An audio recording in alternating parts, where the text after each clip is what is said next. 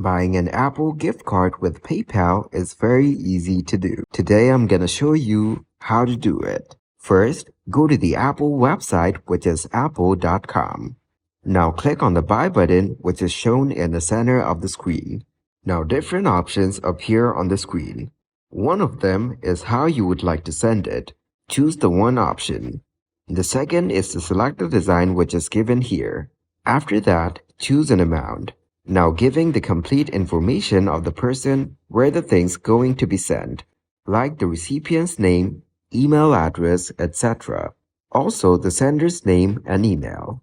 Furthermore, they have an option which is the personalized message. Now scroll down and click on the Add to Bag button. After that, this will show you every detail regarding the gift amount and everything. Now click on the Checkout option. Afterwards, click on the Continue as Guest button. Now two options appear on the screen. One is the credit or debit option, and the second one is PayPal.